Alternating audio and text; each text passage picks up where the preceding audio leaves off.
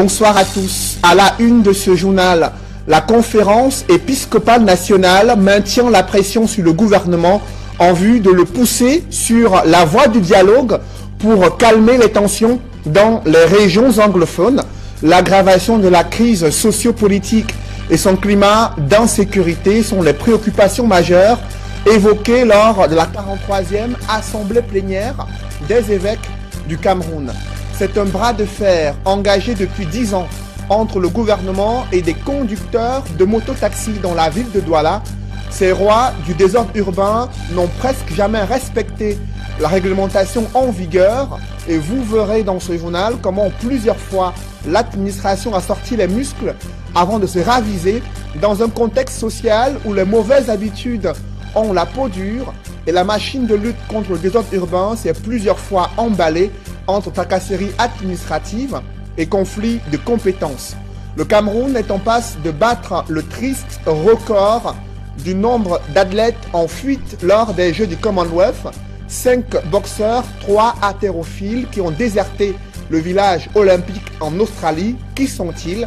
On fait le point sur la situation dans la tanière, dans la Team Cameroun en Australie. C'est à suivre dans ce journal.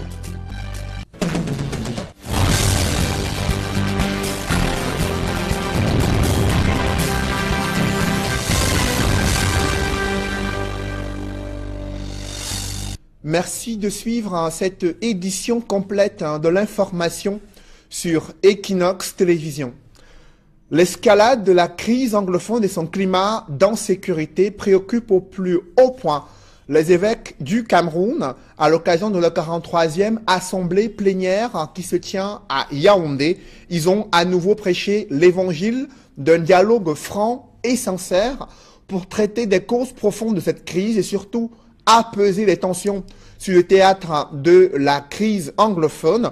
Ils ont ainsi maintenu la pression sur le gouvernement pour le pousser à emprunter cette voie indispensable en vue de calmer les esprits surchauffés dans les régions du nord-ouest et du sud-ouest. Emmanuel Diop et Marcelin Gansop. Une messe pontificale pour entrer dans le vif du sujet de la 43e assemblée plénière des évêques du Cameroun. L'instant est sacré pour célébrer le 5e anniversaire du pontificat de sa sainteté le pape François. C'est surtout l'occasion pour les évêques réunis au grand complet d'élever les prières pour l'unité et la paix au Cameroun. Le pays va mal dans un contexte marqué par la persistance de la crise dite anglophone. Si quelqu'un me demandait que ce problème va être là jusqu'à maintenant, je disais non. Au début, quand ça a commencé en 2016, maintenant il y a beaucoup de pertes de vie. Il y a les militaires qui sont tués, il y a les militaires qui tuent les gens, il y a beaucoup de gens qui sont innocents, qui souffrent, leurs biens sont détruits. Et je peux dire que Yaoundé, comme église, est déjà impliquée dedans parce que nous accueillons beaucoup de personnes qui viennent de ces régions-là. Que ce soit dans nos paroisses, où on a vu les effectifs augmenter, et que ce soit dans nos écoles aussi, où on a dû donner des mesures urgentes, des inscriptions, j'allais dire même inconditionnelles, pour que les enfants ne soient pas laissés à l'abandon. Depuis quelques semaines, le gouvernement, à travers le ministre de l'administration territoriale, a entrepris des mesures et une tournée dans les différentes régions du Cameroun. Question de tenter de désamorcer la bombe. Une action que les évêques ont toujours prônée. Nous en appelons depuis longtemps à ce genre de démarche qu'il faudrait qu'on aille vers chacun, qu'on écoute chacun. Mais combien de fois depuis cette crise, nous les évêques, nous avons, n'est-ce pas, appelé les acteurs de cette crise, ceux qui ont voix au chapitre, n'est-ce pas, de dialoguer. Mais les évêques pensent qu'il faut aller plus loin dans la recherche d'une solution définitive à la crise anglophone qui n'a que trop duré avec son cortège de malheurs. On pense que la méthode de dialogue qu'on a eue, ce n'est pas le vrai dialogue. Parce que quand il y a des problèmes, on doit régler le problème, il faut appeler tous ceux qui sont responsables. Si même ce sont les sécessionnistes, les terroristes, nous tous nous sommes des Camerounais. Et il faut que les gens disent ce que le faire pour être un évêque. On voit ce qu'on peut améliorer Je pense que s'il y a la vieille dialogue, s'il y a la justice, je pense que la paix va revenir dans les deux régions du nord et du sud-ouest. Comme on le voit, le climat socio-politique actuel préoccupe au plus haut niveau la conférence épiscopale nationale du Cameroun. Mais les évêques sont convaincus qu'une issue heureuse est possible afin que cesse la saignée. L'archidiocèse de Yaoundé ne cache pas son embarras sur le cas de l'abbé Kodo, soupçonné d'être impliqué dans l'évasion de l'ex-ministre Basile à Tanganakuna. Des enquêtes se poursuivent pour déterminer sa responsabilité ou non dans cette affaire, et vous allez le suivre, l'archevêque métropolitain de Yaoundé qui essaye tant bien que mal de défendre l'un de ses prêtres. Nous avons eu, comme vous l'avez souhaité, qu'on en parle, le cas de notre abbé Nkodo, qui s'est retrouvé dans une grosse polémique au sujet d'une tentative de sortie du territoire d'immigration, je ne sais pas. Bon, pour le moment, l'abbé ayant été interpellé par la justice, il a été décidé qu'il comparaîtrait libre. Et nous savons que sur ce plan-là, il est un homme d'éthique. Il reste totalement à la disposition de la justice pour apporter les réponses aux questions qui se posent à lui maintenant. Bon, quant au fond de l'affaire, vous convenez avec moi que je ne suis pas compétent. Nous attendons que nous sachions exactement de quoi il s'agit et tout cela est sous enquête. Donc à ce niveau d'enquête judiciaire, personne ne peut dire grand-chose. On attend les résultats à la fin. Nous croyons qu'il aura à dire la vérité. Moi, la seule chose que je lui ai dit, mon fils, dis la vérité. Ça te rend libre. Et je crois que les autorités qui mènent ce travail le font avec la diligence nécessaire pour que nous puissions savoir qu'est-ce qui s'est réellement passé. La communauté internationale se montre elle aussi préoccupée des tensions décriées dans les régions anglophones au Cameroun. Le Commonwealth invite à ce sujet le chef de l'État du Cameroun à la rencontre des gouvernements membres de cette organisation, une rencontre prévue à Londres dans les tout prochains jours. L'enjeu de ces assises a été évoqué lors d'une rencontre qui s'est tenue à Kribi dans la région du Sud. Des précisions avec Joseph Abena-Bena. Le super déjeuner du Commonwealth, c'est le nom de baptême de cette rencontre ici à Kribi, organisée par le Haut Commissariat de Grande-Bretagne au Cameroun. Au cours des échanges, le diplomate annonce un sommet des gouvernements du Commonwealth auquel il convie le chef de l'État camerounais, Paul Biya. Le Commonwealth a formé les institutions comme l'ECAM, comme le système du code pénal, comme les systèmes pénitentiaires, et les valeurs du Commonwealth s'appliquent partout dans le Commonwealth. L'importance de l'inclusivité, le président a parlé actuellement l'importance du dialogue dans le contexte de la dite crise anglophone. Il a raison. Le dialogue, la décentralisation, l'évitation de la force excessive, comme l'a dit le président chef d'État Paul Biya, ce sont les trois éléments importants pour résoudre ces problèmes dans les régions anglophones, mais aussi du counter-terrorisme, contre le terrorisme dans le nord du pays. Ça aussi, c'est un sujet sur l'agenda, l'ordre du jour, à l'ordre en mi-avril.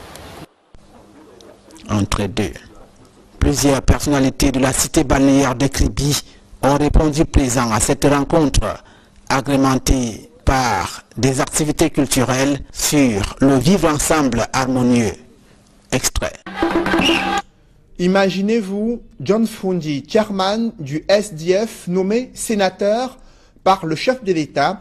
Le magazine Jeune Afrique affirme que le chairman du SDF est pressenti pour être non seulement nommé sénateur, mais aussi en pole position pour occuper la tête du Sénat. Ces allégations ont suscité la colère de John Frondi, le chairman du principal parti de l'opposition, nie tout en bloc.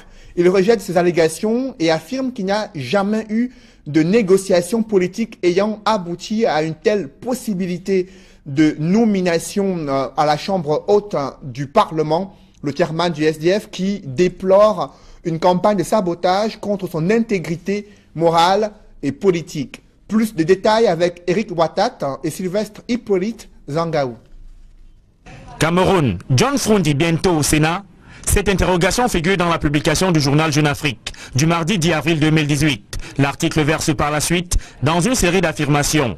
On peut ainsi lire: John Frondi, le leader du Social Democratic Front, SDF, est pressenti pour être nommé sénateur. Le 4 avril, il a été discrètement reçu au palais des Toudi. Il n'en a pas fallu plus pour susciter l'indignation du chairman du SDF. Dans une interview accordée au téléphone à Equinox Télévision, ni John Frondi dément formellement ces allégations. I have not given an interview or granted an interview to Jeune Afrique at any one time. Je n'ai accordé aucune interview à Jeune Afrique. La dernière fois que je l'ai fait, c'était il y a 18 ans. Je suis donc surpris d'apprendre qu'il affirme que je suis allé négocier mon entrée au Sénat. Il n'en est rien. As I handed the baton for the presidential race of the party. J'ai refusé d'être candidat à l'élection présidentielle. Ce n'est donc pas à la présidence du Sénat que je vais m'intéresser. To go into Senate, first to go into Senate and then to be the president of Senate. Ni John Frondi affirme également que la dernière fois qu'il s'est retrouvé dans une même pièce que Biya, c'était il y a 1 an.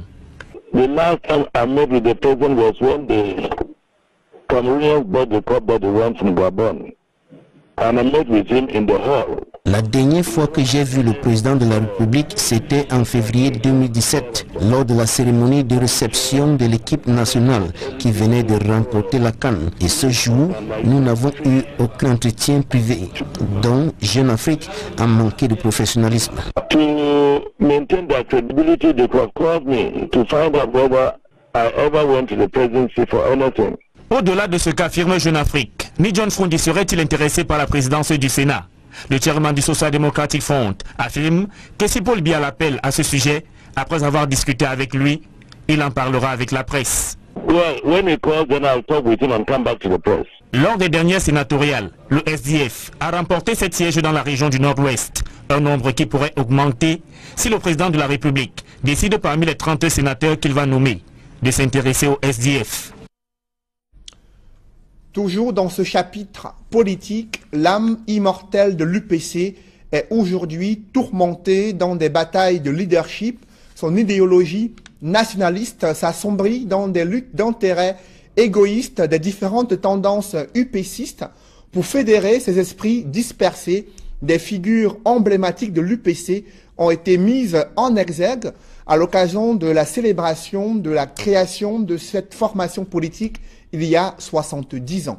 Des précisions avec Guy Zogo dans ce reportage. Les camarades d'un seul et même parti. Pas de grandes manifestations, encore moins de commémorations. 70 ans après, l'Union des populations du Cameroun, UPC, continue son chemin après sa naissance, le 10 avril 1948, à Douala. Saluer la résilience de l'UPC. Malgré les déboires, l'UPC a persisté jusqu'à nos jours. Cela veut dire que le rêve que ces jeunes hommes avaient eu, c'était un rêve qui était au-delà des individus. Et ce rêve persiste. Cette date historique nous interpelle tous parce que les pères fondateurs de l'Union des populations du Cameroun s'étaient engagés pour une cause, à savoir l'unité de notre pays, l'indépendance de notre pays et le développement d'un pays libre et indépendant. Pour l'UPC, son discours unificateur interpelle plus que jamais au regard du contexte particulier que vit le Cameroun.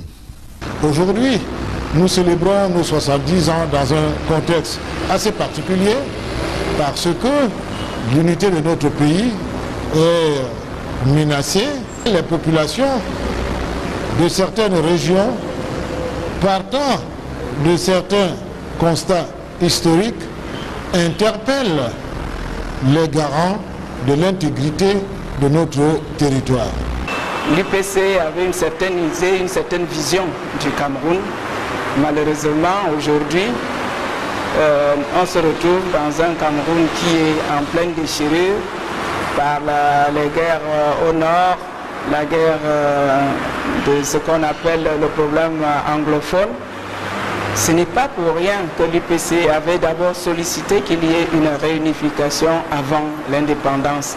En conséquence, l'UPC lance un appel aux Camerounais pour consolider la démarche initiale des pères fondateurs et regarder résolument vers l'avenir, ce qui passe par une reconnaissance et consécration des patriotes.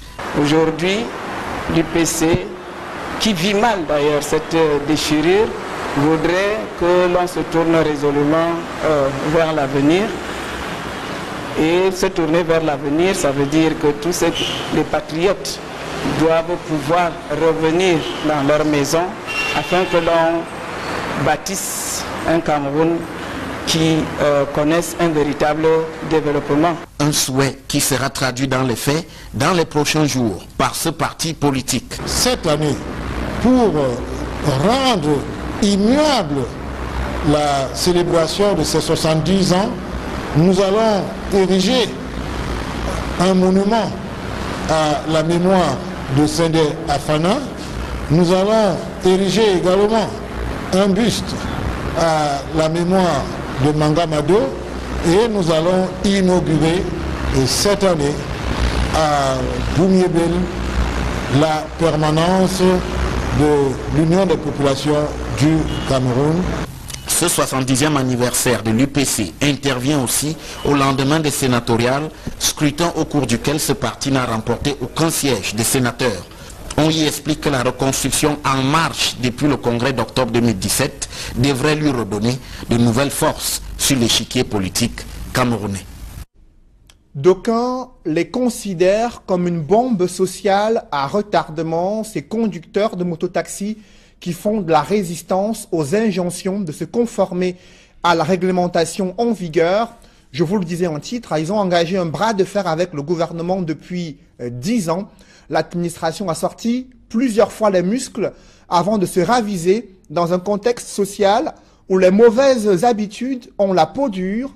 Cependant, le grand banditisme et des accidents mortels prospèrent dans ces milieux des conducteurs de mototaxis. Reportage Flavien Valondongo. Au Cameroun, il est révélé que tout jeune, à un âge raisonnable, peut devenir conducteur de mototaxi, bafouant ainsi la réglementation sous le prétexte de l'ignorance. Je ne parle au permis, je n'avais pas l'idée, aucune idée de ça. Ils sont pour la plupart auteurs des accidents de la circulation, complices des cas d'insécurité et autres exactions qui entourent le secteur. C'est fort de tout ceci que le chef du gouvernement décide tout d'abord, le 30 décembre 2008, d'assainir et réglementer le secteur d'activité. Il est alors instruit au démembrement des différents départements ministériels d'implémenter l'action sur le plan local. Dans la région du littoral par exemple, le préfet du département du Vouri crée une commission composée des forces de maintien de l'ordre, les sous-préfets et les maires. Le processus d'identification des motos implémenté exigeait un certain nombre de documents à retirer au niveau des collectivités territoriales décentralisées. La carte de grise, l'impôt libératoire, le stationnement, la vignette, ainsi que même le permis et l'assurance. Tout ça, c'est difficile pour un extérieur qui se débrouille. Les conducteurs de mototaxis ont estimé non seulement que c'est de trop, mais également ont accusé la lenteur administrative et toutes sortes de tracasseries lors de l'établissement de la paperasse. La mairie Logbaba, il y a aussi la mairie deuxième. Je n'ai pas fait ça parce qu'il y a trop de désordre. Tu peux aller pour faire ça, un truc qu'on peut te faire une seule journée, on te traîne pendant une semaine. Voir celui-ci aller au bureau, il faut que tu passes voir celui-ci et tout le monde crâne dans le bureau. Actuellement, là, quand tu fais la moto, toute une journée, tu n'arrives pas à avoir 5 000 francs. Tu vas aller payer ton temps, tu vas faire le papier là. Ton temps, tu payes là, on ne te paye pas. Et c'est donc à ce niveau que la machine commence à s'agripper. Les maires, indexés par les conducteurs de mototaxis, se défendent et accusent alors à leur tour le créateur de la commission qui n'est autre que le préfet du département du Vouri de l'époque pour incapacité à conduire à terme un projet d'utilité publique. Ce processus a donc connu un certain nombre de lourdeurs parce que la préfectorale qui était supposée diligenter ce dossier, qui coordonnait qui coordonnait ce dossier, a cru devoir relâcher. On ne sait pas quelle est la raison fondamentale. Une opération salutaire parce que dans la ville de Douala, vu l'échec de la gestion du transport urbain. En juillet 2013, les règles du jeu sont modifiées et complétées afin d'élargir l'activité au tricycle. Mais jusque-là, les mototaxis continuent de prospérer dans l'illégalité. Les responsables municipaux ont demandé à ces mototaximans d'être un peu plus civiques. C'est déjà ça. Il faut commencer par accepter qu'il faut pouvoir être en règle. Et bien entendu, c'est le plus dur. Parce que, vous savez, c'est une profession qui regorge beaucoup de brebis galeuses. Selon les statistiques, plusieurs bonnes sources et non actualisées, les villes de Douala et de Yaoundé comptent à peu près 100 000 mototaxis avec moins de 5 000 qui sont conformes. Pourtant, l'objectif du gouvernement à travers ce nouveau texte était de réglementer cette activité de plus en plus prospère au Cameroun. Sans doute qu'avec les 3 mois que le nouveau ministre de l'administration territoriale vient d'accorder aux mototaximens pour se mettre en règle, le secteur des mototaxis se verra changer positivement. Dans la ville de Douala, les autorités locales tentent de relancer cette machine de lutte contre le désordre urbain. Des garages de fortune et boutiques de pièces de voitures d'occasion ont été scellés dans le 2e arrondissement de la ville de Douala. Et pour cause, ils sont accusés d'exercer leur activité sur la voie publique. C'est le constat que font Innocent Abega et Xavier Foka dans ce reportage. Photo Golden, c'est la rue Joustan, l'école publique de Nkoulouloun, dans le 2e arrondissement de la ville de Douala. Habituellement plus bruyante et grouillante de monde, il y règne un calme relatif. La cause, toutes les boutiques des vendeurs des pièces d'occasion sont sous-scellées. Que s'est-il passé? Il y avait un jour que les communes municipales sont descendues ici et sont venus ramasser nos choses ici en route. Et il nous a demandé de mettre plus ça en route. On est parti maintenant à la commune municipale. On a fait tout pour négocier, pour prendre nos choses. Et on est parti, mais là où ça ne dérange pas le quartier. Dans 2 ou 3 jours, encore le chef de quartier avec le sous-préfet, ils sont descendus ici. Il nous a tous scellés. Disons que nous on dérange ici au quartier. Ces scellés serait donc une manière pour les autorités de venir à bout du désordre sur cette voie. Interrogés sur la question, les commerçants disent ne pas le savoir. Je ne sais pas pourquoi on nous a scellés. Victime innocente d'après leurs propos.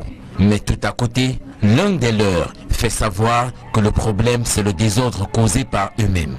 Le principal mis en cause, le sous-préfet du 2e arrondissement de la ville de Douala, explique. Il s'agit d'une opération de maintien de l'ordre et de lutte contre le désordre urbain. Ces exploitants des pièces détachées, si vous avez pu le constater, vérifiez qu'ils démontent les véhicules sur la chaussée, qu'ils ont transformé en garage, défonçant et détériorant de façon déplorable la chaussée. C'est donc une opération d'assainissement menée par l'autorité qui rassure que les boutiques seront réouvertes une fois que les propriétaires s'acquitteront des frais de pénalité tels que prévus par la loi.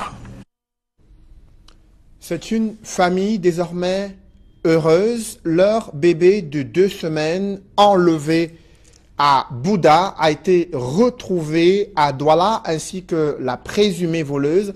Après des examens médicaux, l'enfant se porte bien et a pu retourner au sein de sa famille. Le récit des faits avec Auréole Tchoumi.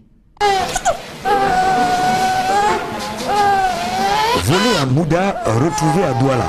En 72 heures, bébé prodige a goûté la dure réalité de la vie au Cameroun. 2 climats diamétralement opposés, 2 seins de taille et de lait différents, l'espace de 2 nuits et 3 jours. Elle a passé sa nuit à l'hôpital, tous les tests faits se sont avérés négatifs. Prodige va bien et semble s'amuser dans l'eau. Elle n'a pas pris de bain depuis 3 jours. L'enfant n'a pas de problème, juste qu'elle ne nourrissait pas l'enfant. L'enfant a bu plus d'un tanguy d'eau durant toute cette scène de vol. Bébé prodige a quitté l'hôpital à midi pour rejoindre sa génitrice au commissariat du 10e arrondissement. Ici, impossible de voir les retrouvailles mère et fille, ni de rencontrer la présumée voleuse. En caméra cachée, nous parvenons tout de même à discuter avec la sœur aînée de la présumée voleuse.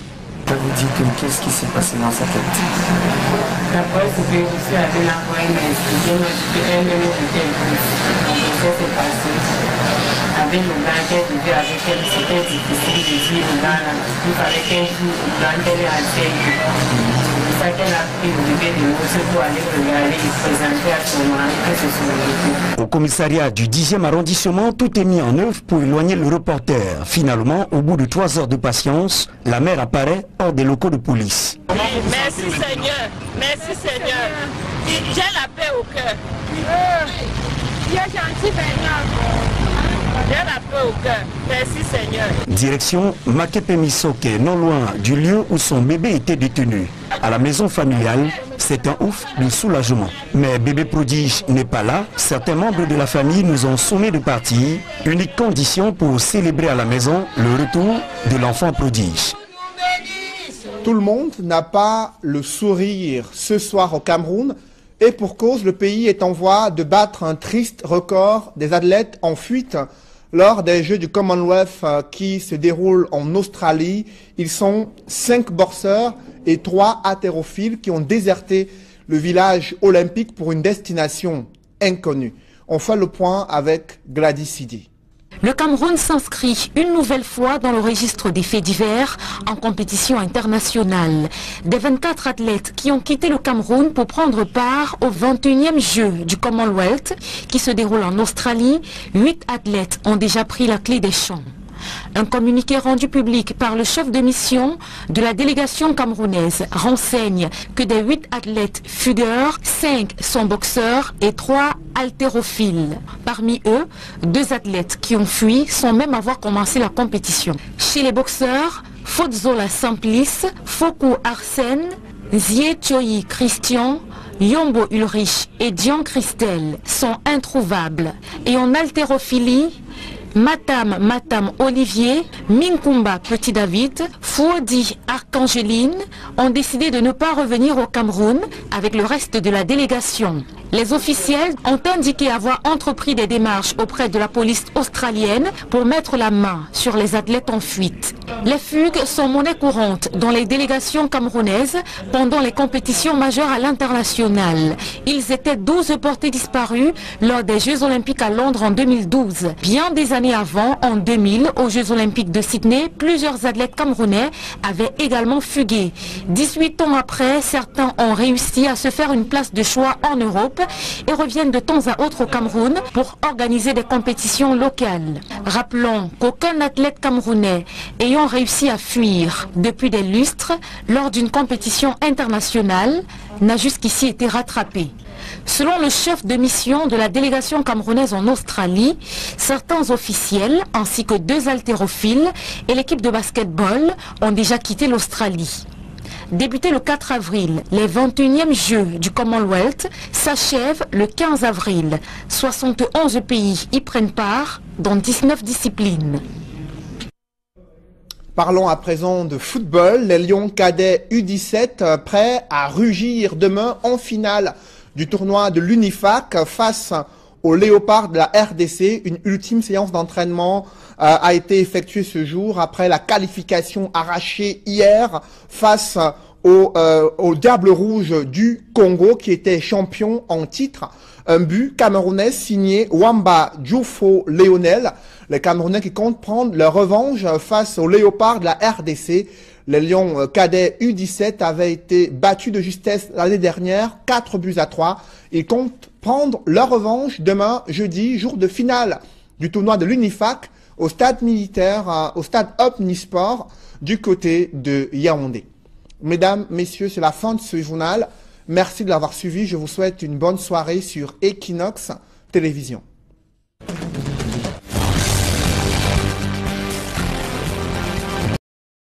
Laissé à l'abandon. Depuis quelques semaines, le gouvernement, à travers le ministre de l'administration territoriale, a entrepris des mesures et une tournée dans les différentes régions du Cameroun question de tenter de désamorcer la bombe. Une action que les évêques ont toujours prônée. Nous en appelons depuis longtemps à ce genre de démarche qu'il faudrait qu'on aille vers chacun, qu'on écoute chacun. Mais combien de fois depuis cette crise, nous les évêques, nous avons, n'est-ce pas, appelé les acteurs de cette crise, ceux qui ont voix au chapitre, n'est-ce pas, de dialoguer. Mais les évêques pensent qu'il faut aller plus loin dans la recherche d'une solution définitive à la crise anglophone qui n'a que trop duré avec son cortège de malheurs. On pense que la méthode de dialogue qu'on a eue, ce n'est pas le vrai dialogue. Parce que quand il y a des problèmes, on doit régler le problème, il faut appeler tous ceux qui sont responsables. Si même ce sont les sécessionnistes, les terroristes, nous tous, nous sommes des Camerounais. Et il faut que les gens disent ce que le faire pour être un évêque. On voit ce qu'on peut améliorer. Je pense que s'il y a la vieille dialogue, s'il y a la justice, je pense que la paix va revenir dans les deux régions du nord et du sud-ouest. Comme on le voit, le climat socio-politique actuel préoccupe au plus haut niveau la conférence épiscopale nationale du Cameroun. Mais les évêques sont convaincus qu'une issue heureuse est possible afin que cesse la saignée. L'archidiocèse de Yaoundé ne cache pas son embarras sur le cas de l'abbé Kodo, soupçonné d'être impliqué dans l'évasion de l'ex-ministre Basile à Tanganakuna. Des enquêtes se poursuivent pour déterminer sa responsabilité ou non dans cette affaire, et vous allez le suivre, l'archevêque métropolitain de Yaoundé qui essaye tant bien que mal de défendre l'un de ses prêtres. Nous avons eu, comme vous l'avez souhaité, qu'on en parle, le cas de notre abbé Nkodo, qui s'est retrouvé dans une grosse polémique au sujet d'une tentative de sortie du territoire d'immigration, je ne sais pas. Bon, pour le moment, l'abbé ayant été interpellé par la justice, il a été décidé qu'il comparaîtrait libre. Et nous savons que sur ce plan-là, il est un homme d'éthique. Il reste totalement à la disposition de la justice pour apporter les réponses aux questions qui se posent à lui maintenant. Bon, quant au fond de l'affaire, vous convenez avec moi que je ne suis pas compétent. Nous attendons que nous sachions exactement de quoi il s'agit et tout cela est sous enquête. Donc à ce niveau d'enquête judiciaire, personne ne peut dire grand-chose. On attend les résultats à la fin. Nous croyons qu'il aura à dire la vérité. Moi, la seule chose que je lui ai dit, mon fils, dis la vérité. Ça te rend libre. Et je crois que les autorités qui mènent ce travail le font avec la diligence nécessaire pour que nous puissions savoir qu'est-ce qui s'est réellement passé. La communauté internationale se montre elle aussi préoccupée des tensions décriées dans les régions anglophones au Cameroun. Le Commonwealth invite à ce sujet le chef de l'État du... On se retrouve dans un Cameroun qui est en pleine déchirure par les guerres au nord, la guerre de ce qu'on appelle le problème anglophone. Ce n'est pas pour rien que l'UPC avait d'abord sollicité qu'il y ait une réunification avant l'indépendance. En conséquence, l'UPC lance un appel aux Camerounais pour consolider la démarche initiale des pères fondateurs et regarder résolument vers l'avenir, ce qui passe par une reconnaissance et consécration des patriotes. Aujourd'hui, l'UPC, qui vit mal d'ailleurs cette déchirure, voudrait que l'on se tourne résolument vers l'avenir.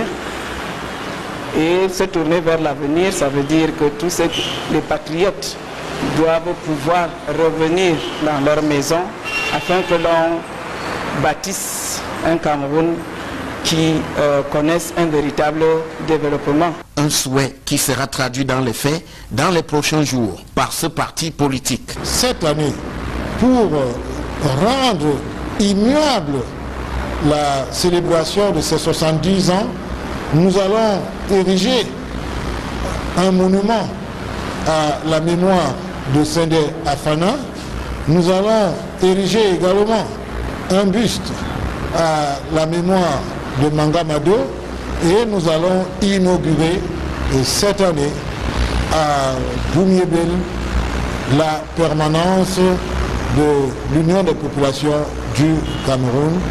Ce 70e anniversaire de l'UPC intervient aussi au lendemain des sénatoriales, scrutin au cours duquel ce parti n'a remporté aucun siège des sénateurs. On y explique que la reconstruction en marche depuis le congrès d'octobre 2017 devrait lui redonner de nouvelles forces sur l'échiquier politique camerounais. D'aucuns les considèrent comme une bombe sociale à retardement, ces conducteurs de mototaxis qui font de la résistance aux injonctions de se conformer à la réglementation en vigueur. Je vous le disais en titre, ils ont engagé un bras de fer avec le gouvernement depuis 10 ans. L'administration a sorti plusieurs fois les muscles avant de se raviser dans un contexte social où les mauvaises habitudes ont la peau dure. Cependant, le grand banditisme et des accidents mortels prospèrent dans ces milieux des conducteurs de mototaxis. Reportage Flavien Valondongo. Au Cameroun, il est révélé que tout jeune, à un âge raisonnable, peut devenir conducteur de mototaxi, bafouant ainsi la réglementation sous le prétexte de l'ignorance. Je n'ai pas le permis, mais je n'avais pas l'idée. Je n'ai aucune idée de ça. Ils sont pour la plupart auteurs des accidents de la circulation, complices des cas d'insécurité et autres exactions qui entourent le secteur. C'est fort de tout ceci que le chef du gouvernement décide tout d'abord, le 30 décembre 2008, d'assainir et réglementer le secteur d'activité. Il est alors instruit au démembrement des différents départements ministériels d'implémenter l'action sur le plan local. Dans la région du littoral par exemple, le préfet du département du Vouri crée une commission composée des forces de maintien de l'ordre, les sous-préfets et les maires. Le processus d'identification des motos implémenté exigeait un certain nombre de documents à retirer au niveau des collectivités territoriales décentralisées. La carte grise, l'impôt migratoire, le stationnement, la vignette, ainsi que même le permis et l'assurance. Tout ça, c'est difficile pour un escalaire qui se débrouille. Les conducteurs de mototaxis ont estimé non seulement que c'est... Bonsoir à tous. À la une de ce journal, la conférence épiscopale nationale maintient la pression sur le gouvernement en vue de le pousser sur la voie du dialogue pour calmer les tensions dans les régions anglophones. L'aggravation de la crise sociopolitique et son climat d'insécurité sont les préoccupations majeures évoquées lors de la 43e assemblée plénière des évêques du Cameroun. C'est un bras de fer engagé depuis 10 ans entre le gouvernement et des conducteurs de mototaxis dans la ville de Douala. Ces rois du désordre urbain n'ont presque jamais respecté la réglementation en vigueur et vous verrez dans ce journal comment plusieurs fois l'administration a sorti les muscles avant de se raviser dans un contexte social où les mauvaises habitudes ont la peau dure et la machine de lutte contre le désordre urbain s'est plusieurs fois emballée entre tracasseries administratives et conflits de compétences. Le Cameroun est en passe de battre le triste record du nombre d'athlètes en fuite lors des Jeux du Commonwealth. 5 boxeurs, 3 haltérophiles qui ont déserté le village olympique en Australie. Qui sont-ils? On fait le point sur la situation dans la tanière, dans la Team Cameroun en Australie. C'est à suivre dans ce journal.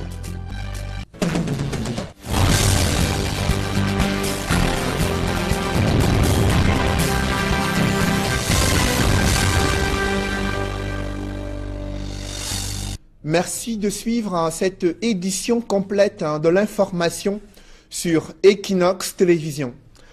L'escalade de la crise anglophone et son climat d'insécurité préoccupe au plus haut point les évêques du Cameroun à l'occasion de la 43e assemblée plénière qui se tient à Yaoundé. Ils ont à nouveau prêché l'évangile d'un dialogue franc et sincère pour traiter des causes profondes de cette crise et surtout apaiser les tensions sur le théâtre de la crise anglophone. Ils ont ainsi maintenu la pression sur le gouvernement pour le pousser à emprunter cette voie indispensable en vue de calmer les esprits surchauffés dans les régions du nord-ouest et du sud-ouest. Emmanuel Diop et Marcelin Gansop. Une messe pontificale pour entrer dans le vif du sujet de la 43e assemblée plénière des évêques du Cameroun. L'instant est sacré pour célébrer le 5e anniversaire du pontificat de sa sainteté le pape François. C'est surtout l'occasion pour les évêques réunis au grand complet d'élever les prières pour l'unité et la paix au Cameroun. Le pays va mal dans un contexte marqué par la persistance de la crise dite anglophone. Si quelqu'un me demandait que ce problème va être là jusqu'à maintenant, je disais non. Au début, quand ça a commencé en 2016, maintenant il y a beaucoup de pertes de vie. Il y a les militaires qui sont tués, il y a les militaires qui tuent les gens, il y a beaucoup de gens qui sont innocents, qui souffrent, leurs biens sont détruits. Et je peux dire que Yaoundé, comme église, est déjà impliquée dedans parce que nous accueillons beaucoup de personnes qui viennent de ces régions-là. Que ce soit dans nos paroisses, où on a vu les effectifs augmenter, et que ce soit dans nos écoles aussi, où on a dû donner des mesures urgentes, des inscriptions, j'allais dire même inconditionnelles, pour que les enfants ne soient pas... Prendre qu'il affirme que je suis allé négocier mon entrée au Sénat, il n'en est rien. J'ai refusé d'être candidat à l'élection présidentielle. Ce n'est donc pas à la présidence du Sénat que je vais m'intéresser.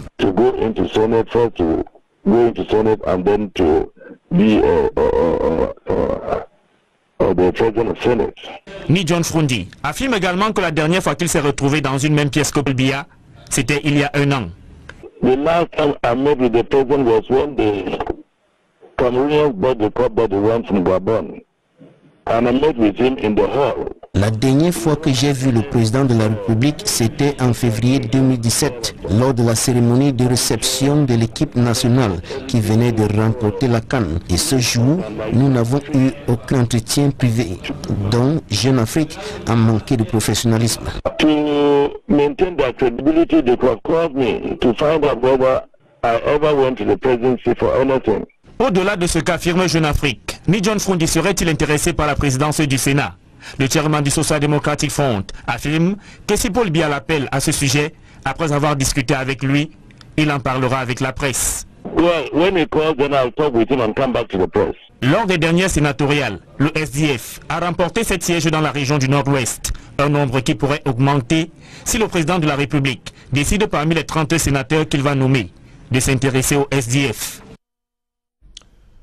Toujours dans ce chapitre politique, l'âme immortelle de l'UPC est aujourd'hui tourmentée dans des batailles de leadership. Son idéologie nationaliste s'assombrit dans des luttes d'intérêts égoïstes des différentes tendances UPCistes pour fédérer ces esprits dispersés. Des figures emblématiques de l'UPC ont été mises en exergue à l'occasion de la célébration de la création de cette formation politique il y a 70 ans. Des précisions avec Guy Zogo dans ce reportage. Les camarades d'un seul et même parti. Pas de grandes manifestations, encore moins de commémorations. 70 ans après, l'Union des populations du Cameroun, UPC, continue son chemin après sa naissance, le 10 avril 1948, à Douala. Saluer la résilience de l'UPC. Malgré les déboires, l'UPC a persisté jusqu'à nos jours. Cela veut dire que le rêve que ces jeunes hommes avaient eu, c'était un rêve qui était au-delà des individus. Et ce rêve persiste. Cette date historique nous interpelle tous parce que les pères fondateurs de l'Union des populations du Cameroun s'étaient engagés pour une cause, à savoir l'unité de notre pays, l'indépendance de notre pays et le développement d'un pays libre et indépendant. Pour l'UPC, son discours unificateur interpelle plus que jamais au regard du contexte particulier que vit le Cameroun. Aujourd'hui, nous célébrons nos 70 ans dans un contexte assez particulier parce que l'unité de notre pays est menacée. Les populations de certaines régions, partant de certains constats historiques, interpellent les garants de l'intégrité de notre territoire. L'UPC avait une certaine idée, une certaine vision du Cameroun. Malheureusement, aujourd'hui, Cameroun, à la rencontre des gouvernements membres de cette organisation, une rencontre prévue à Londres dans les tout prochains jours. L'enjeu de ces assises a été évoqué lors d'une rencontre qui s'est tenue à Kribi, dans la région du Sud. Des précisions avec Joseph Abena-Bena. Le super déjeuner du Commonwealth, c'est le nom de baptême de cette rencontre ici à Kribi, organisée par le Haut Commissariat de Grande-Bretagne au Cameroun. Au cours des échanges, le diplomate annonce un sommet des gouvernements du Commonwealth auquel il convie le chef de l'État camerounais, Paul Biya. Le Commonwealth a formé les institutions comme l'ECAM, comme le système du code pénal, comme les systèmes pénitentiaires, et les valeurs du Commonwealth s'appliquent partout dans le Commonwealth. L'importance de l'inclusivité, le président a parlé actuellement l'importance du dialogue dans le contexte de la dite crise anglophone. Il a raison. Le dialogue, la décentralisation, l'évitation de la force excessive, comme l'a dit le président chef d'État Paul Biya, ce sont les trois éléments